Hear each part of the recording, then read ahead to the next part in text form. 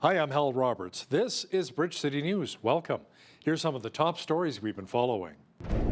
Conservative House Leader Andrew Scheer says Prime Minister Justin Trudeau's divisive politics is leading to an increase in anti-Semitism in Canada. Premier Daniel Smith says the carbon tax has been really hurting our hospitals and schools here in Alberta. And gunmen in Pakistan opened fire and killed at least 21 workers at a coal mine. Your nation, your province, your southern Alberta. From the heart of Lethbridge, it's Bridge City News with Hal Roberts. Thanks so much for joining us.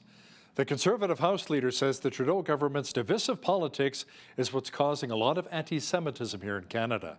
Andrew Scheer also says the Prime Minister must add more terrorist groups to banned organizations here in our country.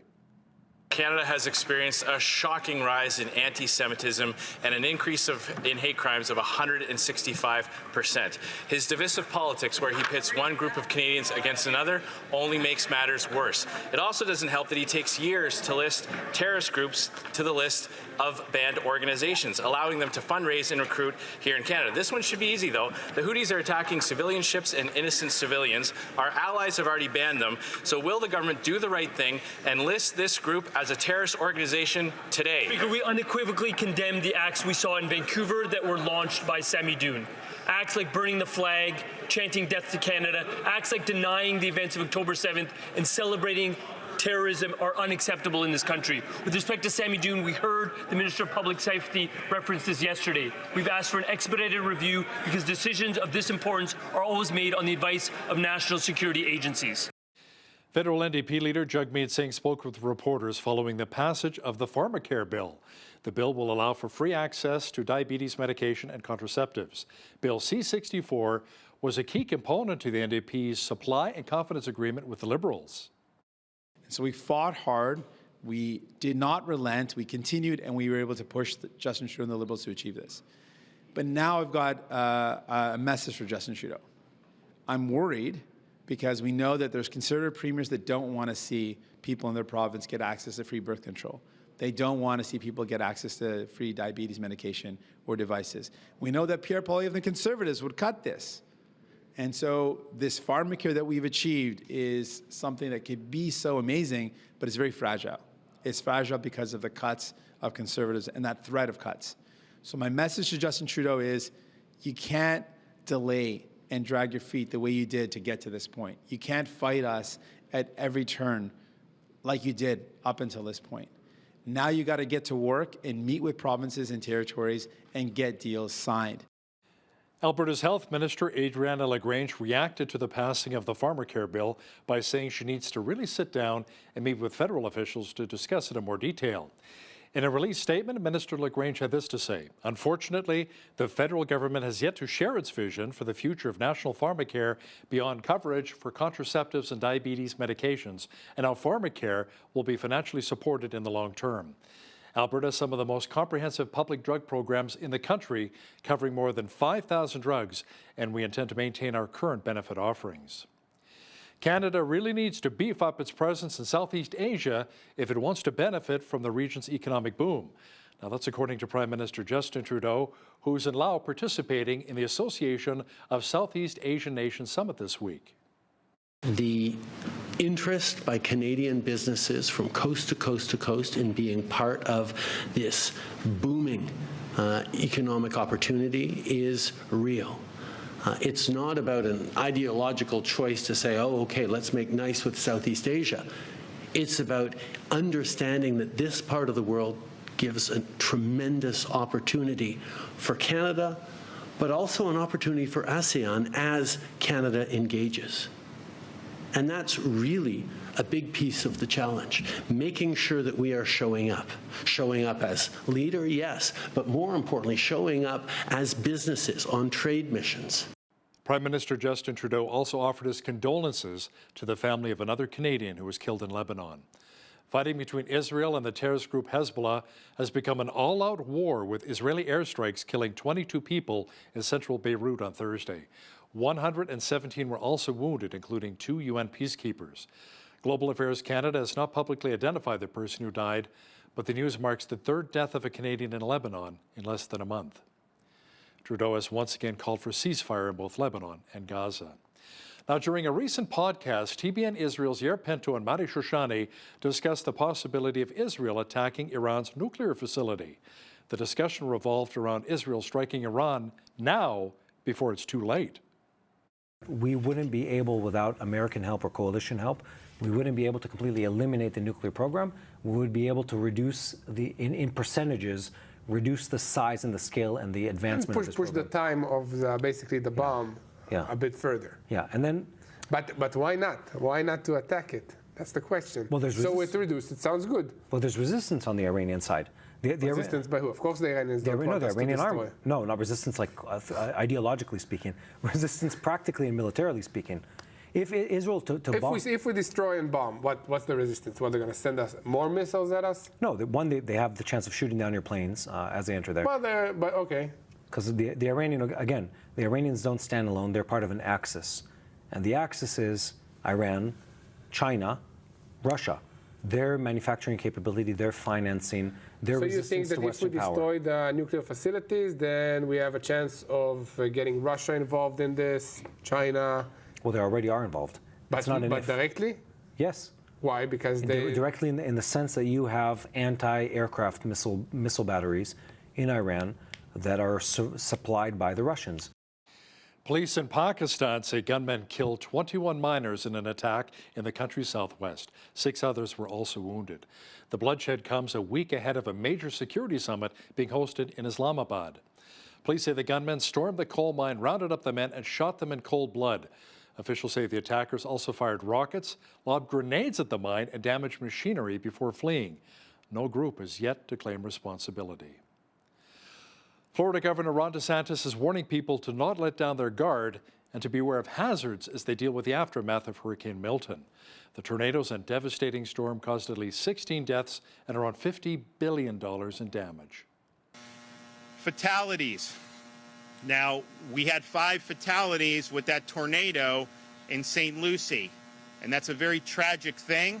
I don't think that these are things with the tornadoes, they come. It is very hard to prepare. You got to just take cover and hope for the best. So we have had fatalities of that nature. But what we are also seeing is we're now in the period where you have fatalities that are preventable. We have had fatalities because of interaction with downed power lines and water. We are seeing hazards that are still there. So please exercise caution. Don't wade into floodwaters. Be careful with how you're using ladders. Use generators properly. Make sure it's outside your home. Well, here in southwestern Alberta, we've been enjoying some beautiful days here, and that trend should continue with the Thanksgiving long weekend coming up. Jeanette Rocher is now with an early look at the forecast. Jeanette, it looks like above seasonal values for the long weekend? Oh, yes. Thanksgiving weekend will be lovely and sunny and warm, particularly as we get into holiday Monday. We'll see temperatures up around 25 degrees. But as for Saturday, similar to today, sort of in the mid to high teen range, which is higher than seasonal or even right at the top end of it. But you'll see as we get throughout the weekend, progressively warmer and warmer as we get towards that holiday on Monday. And you'll find out all about that when I come back later to tell you the 7-day forecast. Hal? Great. Thanks so much, Jeanette. The federal government is foregoing $15 million in rental fees for the town of Jasper, its residents and business owners. The move comes following the devastating wildfire that destroyed a third of the Rocky Mountain tourist town. Jasper is located within a national park, meaning residents, business owners, and the town itself lease their homes and buildings from Parks Canada. Ottawa says the rent relief should help the town to recover and rebuilding efforts to get underway. Premier Daniel Smith says the federal carbon tax continues to hurt so many Canadians and industries, including our healthcare and education sectors. Smith says hospitals and school boards can no longer afford the federal levy, which she says is not really achieving its goals. The most effective way to reduce emissions is the smart way that we're doing, by exporting our cleaner fuels and by using technology. But punishing our healthcare system, punishing our school system is not going to get any environmental benefit. It just causes a whole lot of pain and prevents us from being able to deliver the services that we need to. That's our message. Alberta's Affordability and Utilities Minister Nathan Neudorf says the UCP is doing more to help bring down electricity costs. Neudorf says it all begins with solid planning by the province while building a stronger relationship with utility providers. We think a very key component of that is good long-term planning, so we prioritize the right projects in the right order for Albertans, and we can also place load. Now those are consumers of electricity. Data centers is often in the news. Those are large loads that can be anywhere from 50 megawatts to 1,000 or 2,000 megawatts. We put those in the right places of our system, and they will help bear the cost of the existing capital infrastructure and transmission, distribution, and upgraders, those kind of things.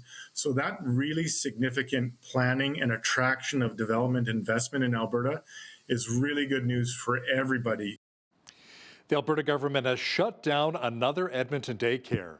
Officials say the license of Waverley Daycare has been revoked for risking the health and safety of children. The province says the closure will impact about 56 childcare spaces. Now, earlier this week, another daycare centre was closed, West Point Centre, due to kids being left unsupervised on a number of occasions. Saskatchewan's NDP leader is slamming her electoral opponent for his party's approach on crime ahead of the October 28th election. Carla Beck is accusing Scott Moe's Saskatchewan party of making false promises and failing to address the root causes of crime. The pledged immediate action and effective solutions to reduce crime if elected. Now, Moe says if he is re-elected, he would hire more police, add addictions treatment facilities, and strengthen the Safer Communities and Neighborhoods Act. That would give police more authority to tackle public intoxication and vandalism, along with addressing trespassers or squatters in abandoned buildings. You know, sadly, domestic violence still exists in many homes across the country, including right here in Alberta. The YWCA Lethbridge and District has launched its annual campaign called The Week Without Violence. Lorraine Johansson, who is with the YWCA marketing and communications team, says around the world right now, different organizations join forces to end violence against women, girls, and gender-diverse people. She says since violence is increasing, it's very important to have this program come back. Statistics show that 2 out of every 5 women are impacted by domestic violence. If you think you don't know somebody who's been affected, you're wrong. I guarantee you know somebody who's been affected by domestic violence, probably more than one somebody. People who need to access our support services and our emergency services, those numbers are getting higher. And we can only do what we do through wholehearted support of the community. So by talking about it during the Week Without Violence and understanding the different forms that domestic violence can take, that includes intimate partner violence, that is violence between families, parents, children, elder abuse or neglect also counts as domestic violence. There's so many forms. Johansson says the YWCA will host a group of free information sessions from October 15th to the 19th. They will include education programs focused on guidance through the legal and justice system, self-defense classes, and even yoga. So where do today's youth aged 15 to 17 get their sexual health information from? According to Stats Canada, 85% of our young people today say they've gone to a parent for help when it comes to advice about puberty, sexual development, and sexual health. But what happens, however, when out of shyness or fear, young people get information from the wrong source? Christine Cassie, the CEO of the Lethbridge Chinook Sexual Assault Centre, explains what the consequences are when our youth don't receive the correct information. There's a lot of danger around, disinformation is really big in our society right now. Their friends may be talking about things. And so we want people to have credible information so that it's not just coming from, someone who watched something on some YouTube channel, and it may not be the right information. It may not be the healthy information. So we know that young people having such access to, all of us having such access to everything at our fingertips when we go on YouTube and we go on all these different sites, that some people are getting their education more through pornography sites or the early introduction of pornography or pornography that's been introduced into their lives, which isn't necessarily, it's definitely not showing them what a healthy relationship is. It's not showing them the reality around what sex is or what the consequences are or how to remedy situations or how the body functions. And so it's really important that they get introduced more to legitimate resources. When you're getting information from the wrong source, you might actually be going into what may be a very unhealthy relationship. You may be denying some things that may be happening with your body that may need medical attention. It actually can be quite catastrophic in life, because you aren't taking care of your whole healthy self. Cassie says the best sources for receiving adequate information about sexual health are parents, the Sexual Assistance Centre, and the Sexual and Reproductive Program of Alberta Health Services. She also says there's a sexual education program within the school system also carried out by AHS. Well, it appears as though things are improving financially for the Lethbridge and District exhibition. At Wednesday's Economic and Finance Committee meeting, the LDE shared that their overall deficit for August 2024 now sits at $1.9 million. Now that's a far cry from the $6.5 million shortfall projected earlier this year. Revenue from this past summer's Whoop Up Days Festival brought in just over $242,000, which is double the amount from last year. The addition of a new concession at the Agri-Food Hub and Trade Centre also helped bring in additional money. Mayor Blaine Higgins says the staff should be commended for the hard work they put in last year and proceeded to thank the community for their support at events held at the LDE this year.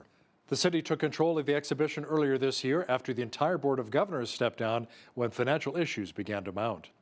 Well, this is Thanksgiving long weekend here in Canada, a special time to spend with family and really appreciate our many blessings.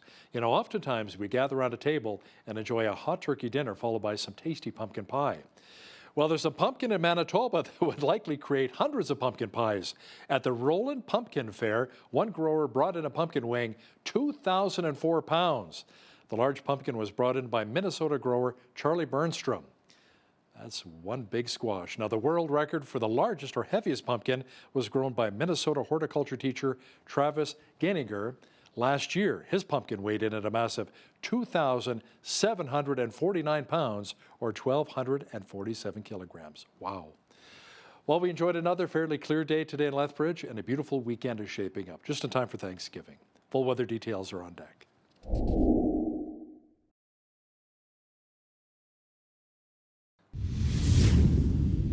You know, many of our viewers across the country have been talking about how vibrant the Northern Lights have been lately, especially on Thursday night. Check out some of the images Jermaine captured at Pavan Park here in Lethbridge. Look at how beautiful that is. So much amazing color. The green, the purple, the pink, a little bit of blue. Man, you gotta love the Aurora Borealis. Look at how dynamic that is. Beautiful. Jeanette Rocher is here now with all of the weather details. Jeanette, we may even see more of the Northern Lights if we have another clear evening tonight. Clear skies tonight, hell yes. So I'm hoping that those Northern Lights will be visible once again because I finally got to see them for the first time in decades. Finally, because I've spent so much of my life living south of the border and over on the islands. So it's been many, many years since I've seen them. So I finally got to see them last night. Hopefully that's the first of many nights to come. But here's the other thing that's kind of exciting is this long weekend forecast. So we're looking at a high of 16 degrees on Saturday, clear skies right through the weekend as well. 20 degrees on Sunday, climbing to 25 on Turkey Day. Pretty excited about that. 24 on Tuesday, 21 Wednesday, and then down to 13 on a Thursday. So here's the good news. I'm not seeing anything falling below this average for this time of year coming up in the next 7 days. So average high for this time of year, 15, average low, 1 degree, 29. That was our record high happening actually on this day back in 1934. And in 1972, it was the record low was -9 degrees. Sun rose this morning at 7:48, sunset at 6:47. So look at that. We are 1 minute shy of 11 hours. So we're now in that 10-hour mark. 10 hours, 59 minutes of daylight, 3 minutes shorter of a day than yesterday. Okay, here's what's happening tomorrow. So 18 degrees for the daily high in Victoria, but it's going to be more like 13 close to the water there, clear skies. 16 in Vancouver, but 19 further inland. 14 in both Edmonton and Calgary tomorrow with sunshine all around right across Alberta tomorrow. As we get to the rest of the prairies, we are seeing cloudy skies in Saskatoon, but then it's going to clear up a little bit later on in the day for a mix of sun and cloud, high of 13 degrees. 13 in Regina with sunny skies and showers beginning in the afternoon there in Winnipeg, high of 13 as well. Look at all those 13s in the prairies there.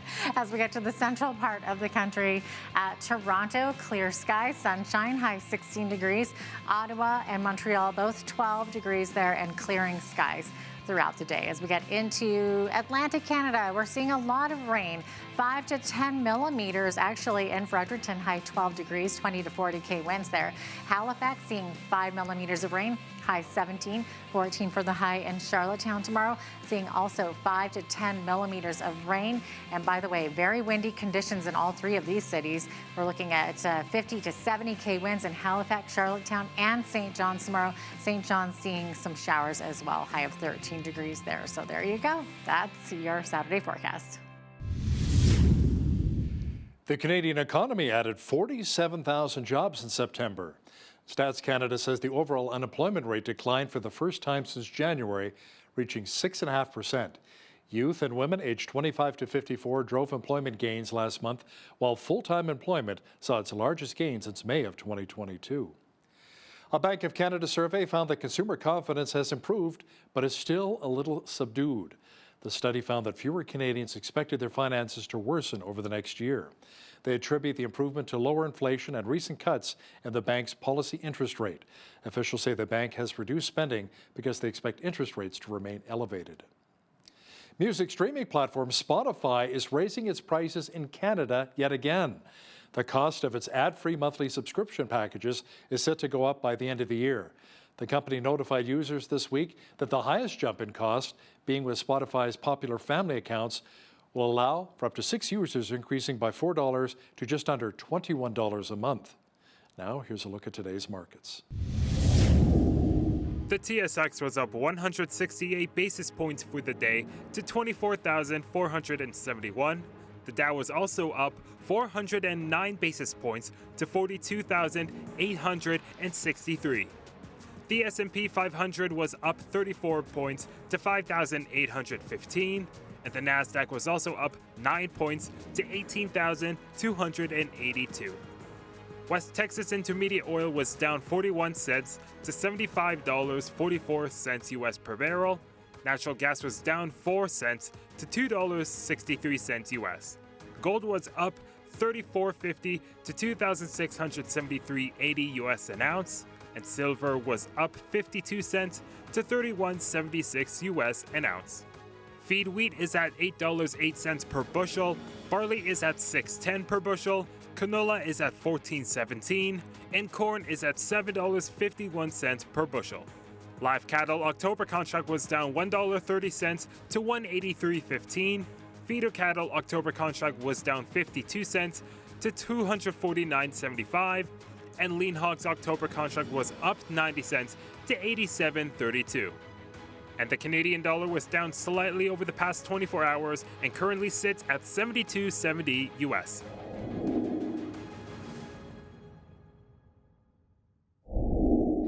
Recapping one of our top stories, police in Pakistan say gunmen killed 21 miners in an attack in the country's southwest. 6 others were also wounded. The attack comes ahead of a major security summit being hosted in Islamabad next week. No group has claimed responsibility. So where does someone go who's been sexually assaulted? I mean, you go to the police, but where else can you turn? There's a facility in Lethbridge which can help. It's called the Chinook Sexual Assault Center. Coming up, BCN's Jeanette Rocher will chat with the group CEO, Christine Cassie, to discuss what specific help they have. When you see news happening in your community, be sure to send us an email at info@bridgecitynews.ca. Also, be sure to visit our website anytime to check out a number of stories and interviews.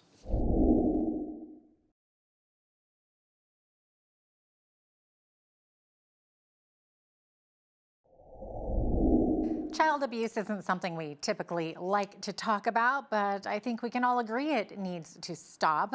Joining us today is Christine Cassie. She is the CEO of Chinook Sexual Assault Center in Lethbridge. Christine, thanks so much for joining us today. I appreciate having you on.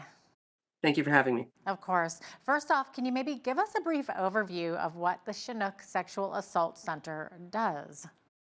Well, the Chinook Sexual Assault Center has 2 main programs. One is the Sexual Assault Center, which provides a range of services from crisis intervention to therapy, including peer support groups, what we call system navigation. So sometimes people's lives just aren't going as well as what they'd hope they'd be because they're dealing with the impacts of the trauma that they're experiencing. So we'll help negotiate their way through certain systems that they want to deal with. We also provide specialized police and court support as well. So for those people who do want to go forward to report to police, because there's no statute of limitations in Canada, we will support them through that process all the way through to the court process with that as well. Beyond that, we also have our signature program, the Child and Youth Advocacy Center, which is also called Chinook. Can never use that name enough, it seems.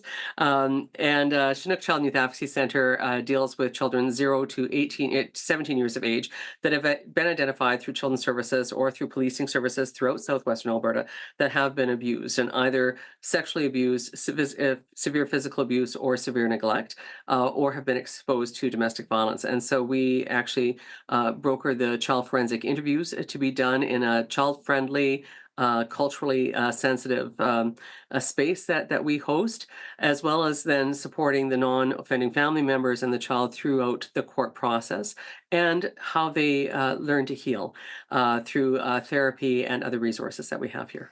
Well, pretty heavy stuff that you're dealing with over there, Christine, for sure. Like I said earlier, child abuse, of course, isn't a topic we love to talk about, but you believe that it is, in fact, important to have those conversations about the issue. Absolutely. What we know from the stats, both from a prevalence study that was done through the Alberta Association of Sexual Assault Services and stats that we get through policing agencies and child welfare agencies across Canada, is that it impacts about 1 in 3 kids. And so we look at a 34% prevalence rate really for child sexual abuse alone. In the city of Lethbridge, that would mean about 6,800 kids that may be impacted by some form of sexual abuse or some sort of sexual violation. So these are really staggering numbers that we're dealing with. We also know that this is one of the leading issues that leads to, when the trauma hasn't been resolved, that leads to sexual assault later in life. So there's a direct connection of what's going on here. We also know those that have had that exposure to domestic violence, they're seeing that violence in their home, that they're living this out day after day, that this also leads to other behaviors and things that absolutely impact then how they respond to others as they grow into adult life, and how they receive others. So what those healthy relationships may look like. And so our ability to be able to identify, to address, to intervene, we need to do, because if we don't deal with that trauma early, we know that we're setting up for a lifelong struggle. Yeah. October, of course, is National Child Abuse Prevention Month. So what is the Chinook Sexual Assault Center doing locally this month? Well, beyond putting out information, which we like to put out there, and doing some presentations in schools and with other professionals, we have a 50-50 going on, so people can actually win some cash. But the money that's garnered from that actually helps to support our therapeutic resources at the Chinook Child and Youth Advocacy Center. We also are working with Gina Davis at Galaxy Bowling. She's a great friend and a champion of this issue, and so she's actually hosting a Galaxy Bowling, I guess, party that people can buy tickets for, bring in a team. There's a silent auction with it, and again, proceeds are going towards the Child and Youth Advocacy Center. With that, we're also doing, of course, the Go Blue Alberta. On October 24th is Go Blue Alberta. So wear blue, have your pictures taken. The city of Lethbridge will have City Hall lit up in blue, so that, again, just to call attention to what that issue is. Beyond that, we're available for people if they want information about child abuse and how maybe they need to report and are scared to report on something, that we can help walk them through what some of those reporting mechanisms would be for them. Right. That's a way to kind of turn a really dark topic into kind of some light there to sort of earn, raise some money for it. So like getting back to the issue, what are some of the signs that a child may be experiencing abuse? What should we be looking for? If you're an outsider looking in, sometimes what you may see is, certainly if it's physical abuse, you might see some bruising that really can't be explained on what that is. You might see some withdrawal behaviors are happening where they're not part of their regular or normal activities. You may see disassociation when they're in a school setting where they aren't able to focus. That could be for anything from physical abuse to domestic violence or sexual violence that's happening in the home. But you're going to see these changes in behaviors that are happening that way. For kids that are neglected, you may see that they don't have the proper clothing, they don't have the proper food to eat, things like this. You might see them losing a lot of weight, whatever that might be, and just in a state of neglect in that way. For others, you're seeing them as lost and not really doing so well because they aren't necessarily having those emotional connections where they need them. For any of us looking in, it's important to ask some questions about what's going on. Do you need anything? What might I be able to help with? Asking about how that what's going on. And certainly we see teachers are great for this in being able to recognize things. Schools are a big factor in a child's life, and they help to identify when these types of things are going on. Family members too sometimes get really concerned and will make those calls, those very difficult calls to make. But we know when you make that call, if we can get in, an assessment can be done, we can intervene early. And it doesn't mean that the family is going to be necessarily torn apart. It may mean that they're getting the resources they need to be able to work through some very difficult times, to learn some different behaviors. Some of us grew up in a time where spanking was, pretty much, that was the only parenting style. And although some of us, we may joke about it now, it's really not acceptable anymore to do that. There's other ways that we can parent and discipline our kids, and how we can put healthy boundaries in place to help people, progress. Beyond that, it's looking at who's having access to our kids and how do we identify when our child might be being groomed.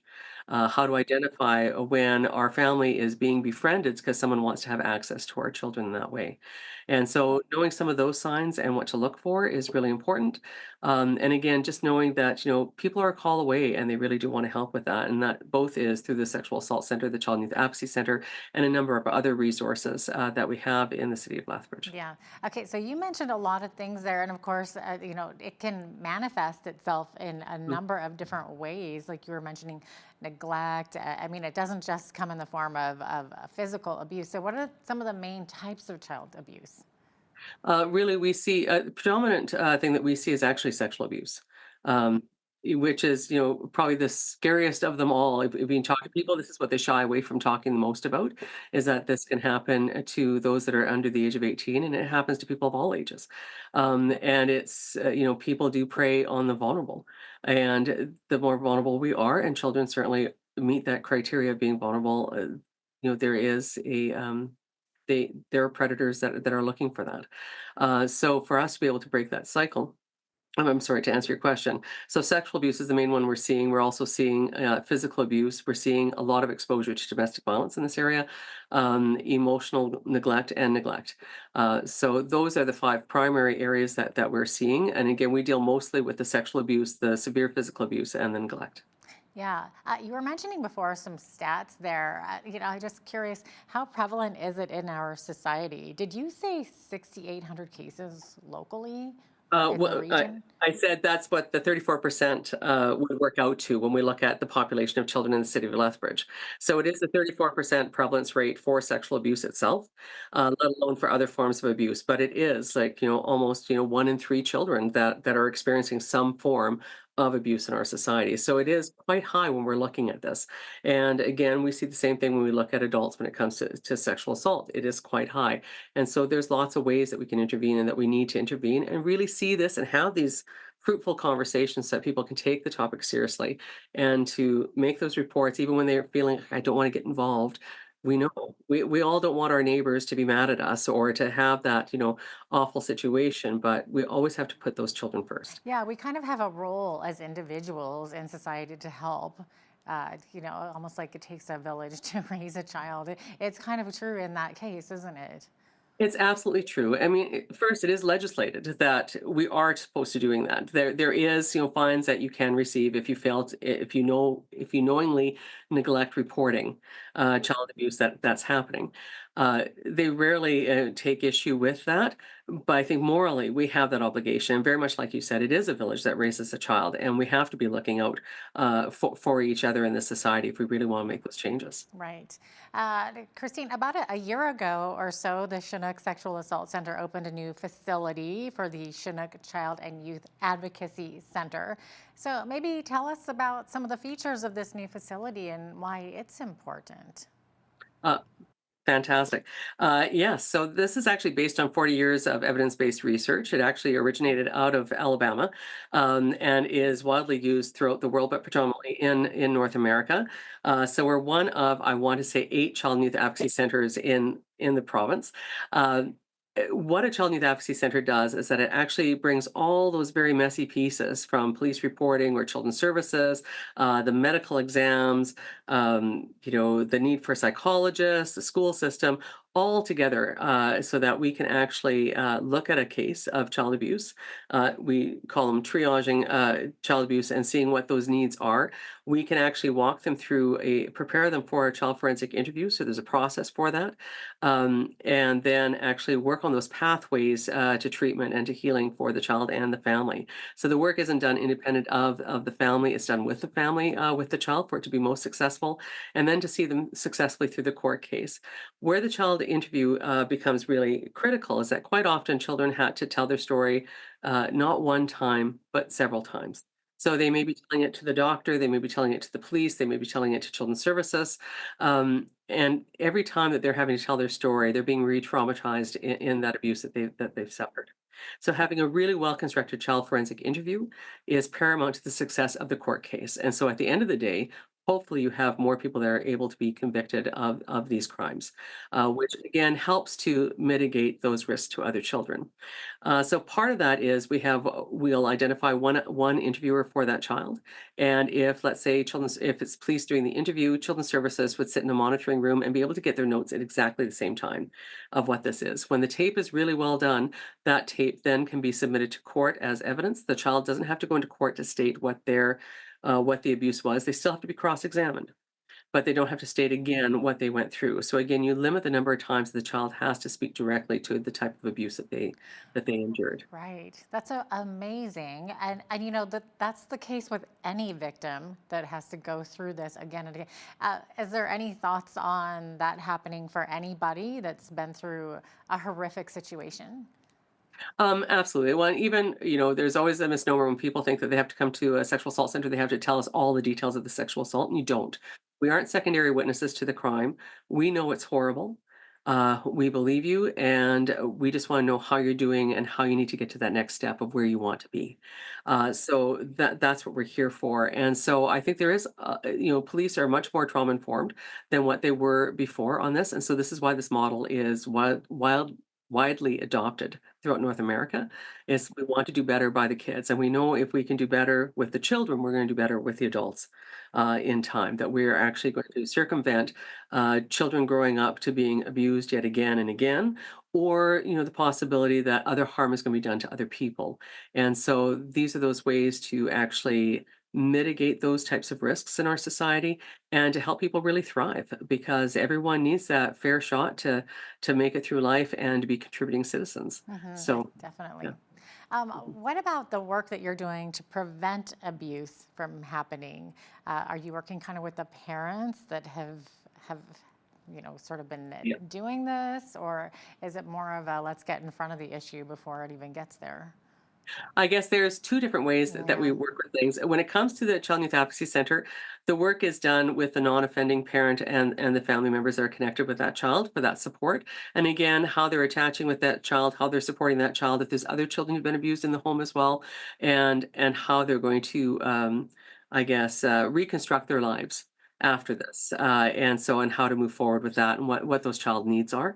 And so that's that therapy process. So both through some Connect parenting groups that are done, and some other groups that are done, as well as some therapy that is done by the folks that we have here. The other side is that there's an early intervention program that we have that's called Who Do You Tell, which we take out to schools. And it's a 1-hour program. We go in and we talk about, who do you tell if something is going on in your life that, is pretty scary. And so the difference between keep and speak a secret. So the keep secrets are, the fun surprise birthday party that's coming up. The speak secrets are the ones that are causing harm, that are making you feel awful inside. And sometimes telling their parents may not be the safest person in their life to tell, right? Sad but And true. Yeah. Sad but true, and we've seen this happen in, athletic programs with gymnastics and things like this. It might be a coach that's doing something, or a player on a team that's doing something, whatever that is. Who can they go to if something is disrupting their life in this way?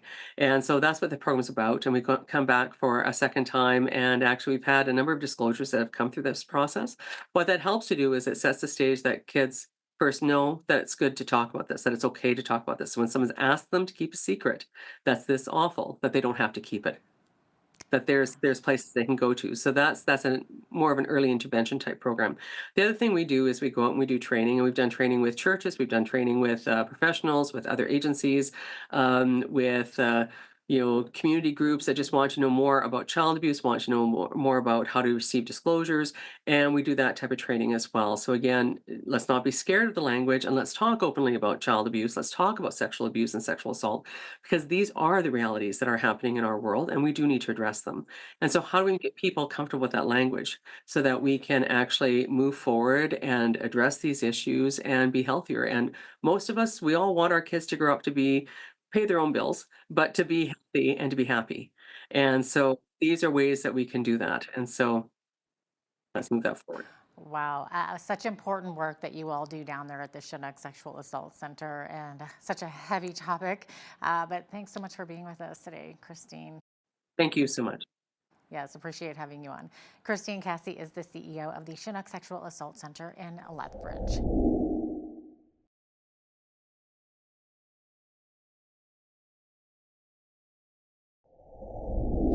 You know, when it comes to reading the Bible, I think sometimes we kind of skip over certain books, including Numbers and Leviticus.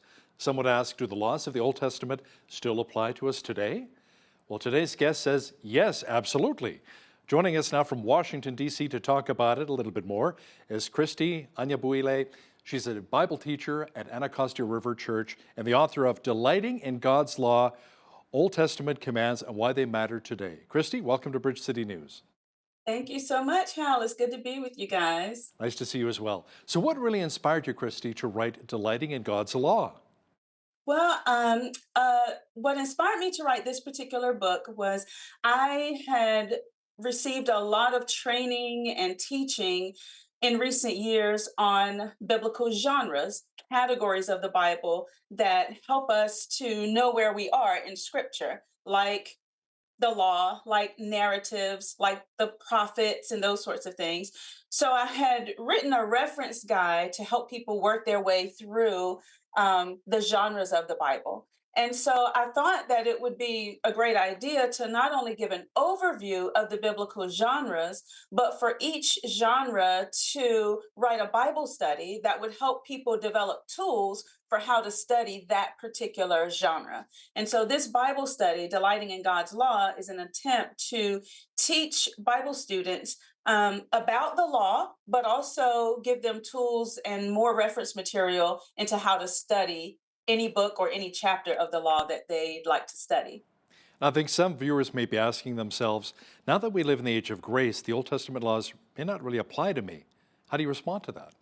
Yeah, well, we do live in the age of grace, but God's word is eternal, and all of God's word is for all of God's people, and all of it applies, not necessarily in the same way that it did for Old Testament Israel or for the ancient world, but it's still applicable for us today. And so a part of this study is helping people to see, how do I engage with this material? How do I engage with this genre? And how do I engage in it in a way that helps me to understand how it does apply to me today? So, for example, when you read in books like Leviticus, where it talks about you should have no markings on your body, and people, take that to mean that we're not supposed to have tattoos today. Well, a verse or two before that, it says that men should not mar their faces. They should not cut their faces or shave the beards off of their faces.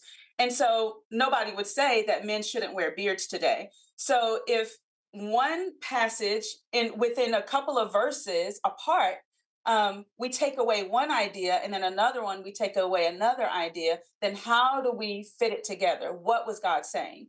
So for the law, I think that God intends to give us not just rules and rigid commands for us to obey, but the law is broader. It has to do with instruction, it has to do with teaching. The word Torah or Torah means instruction or teaching. So the law is teaching us, helping us to know what God expects of his people. And so principially, we want to look at the law in that vein. Like, what are the principles that God is trying to get us to take away from these books, and then how do we apply it today? So, is the principle cutting a beard or wearing a tattoo, or is the principle something broader? I would argue that the principle, specifically in Leviticus, is broader, and that principle is be holy as God is holy. And so within that broader principle, then we take away how do we apply it for us today once we understand the principles underneath it. I'm thinking specifically as well, Christy, about the Old Testament, which says an eye for an eye. But then when Jesus came around and he says, no, if you're struck, you turn the other cheek. So, I mean, they're really in conflict with each other, the Old Testament to the New Testament. So how do you respond to that? Well, the way I would respond is that what Jesus is teaching, what we need to understand about Jesus and his relation to the law, is that Jesus fulfills all of the law on our behalf. And so if we do want to get nuts and bolts about it, we can say, yes, God's law hasn't changed. Yes, he does require a consequence for when we sin, when we stray away from him. But Jesus has paid the penalty for that sin. Jesus has taken upon himself the punishment that God justly gives to those who transgress against him. And Jesus has taken that upon himself so that now, in light of what Jesus has done on our behalf, the law is fulfilled in him. So as those who put their trust in Christ, we're not bound to the law in the same way because Jesus has paid the penalty of the law on our behalf. Does that mean that we don't have consequences for our sin? No, we do have consequences that naturally occur because of our sin, but we know that through Christ we are forgiven by God when we confess and when we repent and put our trust in him. So, Christy, why do you think people believe the books that fall within the law genre are so difficult to understand? I think because a lot of reasons. We don't study them as much. In our churches, we don't hear them preached as much. And they can feel really heavy. And I think sometimes we impose a modern context on an ancient text. And so if we don't understand what that text meant for the original readers back then we'll have a really hard time applying it for us today. So that's number one, and maybe two. Another reason is that the law can be difficult when we don't understand the function of the particular genre. And as I mentioned before, the function literarily is to provide instructions and expectations for God's people. So that in the books of Genesis, Exodus, Leviticus, Numbers, Deuteronomy, that's the law. God is giving his people instructions. When we get to the next set of books in our Bible, the Old Testament narratives, we see how God's people responded to his instructions, how they responded to what he had expected them to do. And we see the consequences of people and their lived experience as they try to respond to what God was expecting them to do. So I think people have difficulty when they don't understand that the law is part of the grand narrative or the bigger story of the redemptive history of God's people and of the redemption that is offered through Christ. And so if we don't understand that, then we can have a difficult time understanding the books of the law. And so to make it really simple, I try to explain what God expects, how it filters down to us today. So understanding God's holiness, understanding God's judgment, understanding God's power, understanding the reverence and fear that we should have of God, understanding the faithful care of God, and how God continues to call his people to himself and his desire to dwell with his people, how all of that undergirds the various books and chapters that we read in the law. And the more we understand who God is in those books and what God expects in those books, then it'll make it a lot easier for us to study and understand. I try to break it down really simply and ask very simple questions straight from the biblical text. to give people a better understanding of a particular chapter or book that they like to study. Yeah. Now, Christy, you mentioned in your book that Jesus was present during creation. How does this understanding really shape the way we view the Old Testament laws today? Yeah, that's a good question. Well, Genesis serves the purpose of helping us to see the whole of Genesis as a book about our Creator God and all his wisdom and all his power and all his majesty, choosing before the foundation of the world to create a people whom he would bless and multiply through a special offering who would come through the family of Abraham. That offspring would crush the head of the serpent and would destroy the works of the devil. And in the sacrifice, when we read Genesis, the sacrifice of Abraham's one and only son, Isaac, the offspring through whom all the nations would be blessed, we learn in the Old Testament in Galatians 3, which interprets Genesis for us, it tells us that that offspring that Isaac talked about and that Abraham talked about, that offspring would be Jesus Christ himself. And so therefore, all people whose faith is in Jesus, we are Abraham's children. We are partakers of the blessings that God had promised in Genesis. And what undergirds the law is this idea that God's blessing comes through this offspring and God's blessing comes through the gospel of Jesus Christ. So we should delight in Jesus ultimately, not that just the law. We should delight in Jesus as the fulfillment of the law, because it was Jesus, John 1:1 tells us, who created all things as a demonstration of his limitless nature and his unrivaled power, so that he could bless us through his gospel. John 1:1 says that in the beginning was the Word, and the Word was with God, and the Word was God. He was in the beginning with God. And that Word in the beginning was Jesus Christ himself. So understanding Genesis in the context of Jesus's life transforms how we read all of Genesis, because we know that that book now is about none other than our Lord and Savior, Jesus Christ. So how did you really decide which chapters of Scripture to include in this study? Yeah, I tried to choose chapters that would give us a sense of the whole of the book.